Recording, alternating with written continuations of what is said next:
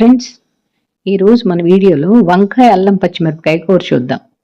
కూరగాయల్లో వంకాయను రాజుతో పోలుస్తారు. దీంతో రకరకాల వంటకాలు చేస్తారు. పెళ్ళిళ్ళు, పండగలు, శుభకార్యాలు ఇలా ఏ కార్యక్రమంలోనైనా వంకాయ కూర లేని విందు భోజనం ఉండదు. వంకాయ గుత్తి కూర కానీ, వంకాయ అల్లం పచ్చిమిర్చితో కానీ తప్పనిసరిగా భోజనంలో ఒక ఐటెం ఉంటుంది. ఈరోజు మనం వంకాయ అల్లం పచ్చిమిర్చి పెళ్లివారింటి స్టైల్ లాగా ఎలా చేయాలో చూద్దాం. సో దీనికోసం మనం వంకాయల్ని తీసుకొని వాటిని శుభ్రంగా కడిగి చిన్న ముక్కలుగా తరుక్కొని నీళ్ళల్లోనే వేసి ఉంచుకోవాలి.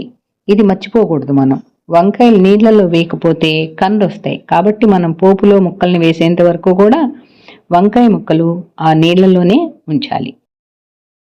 ఇప్పుడు మనం స్టవ్ మీద బాండీ పెట్టుకొని దాంట్లో ఒక 2 స్పూన్లు నూనె వేసి, నూనె కొంచెం వేడయ్యాక మనకి దానిలో తిరగమోతు సామాన్ శనగపప్పు, మినప్పప్పు, ఆవాలు, ఎండుమిర్చి, ఇంగువ కూడా వేసి పోపు బాగా ఎర్రగా వేగాక దానిలో పచ్చిమిర్చి, కరివేపాకు ముక్కలు వేసి వంకాయ ముక్కలను కూడా యాడ్ చేయాలి.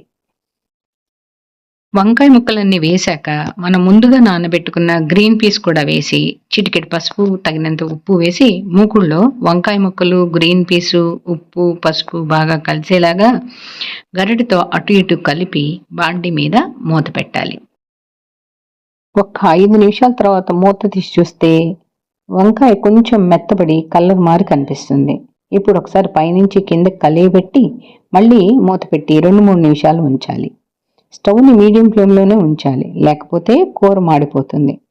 సో 2 నిమిషాల తర్వాత మళ్ళీ మనం ఒకసారి మూత తీసి చూస్తే కూర ముక్కలు చక్కగా ఉడికి కనిపిస్తాయి. ఈ లోపల 3 పచ్చిమిర్చి, చిన్న అంగుళం సైజు అల్లం ముక్క తీసుకొని మిక్సీ జార్లో వేసి వాటిని మెత్తగా పేస్ట్ చేసుకొని ఆ అల్లం పచ్చిమిర్చి ముద్దను మనం ఉడికిన వంకాయ కూరలో వేసి తిప్పాలి.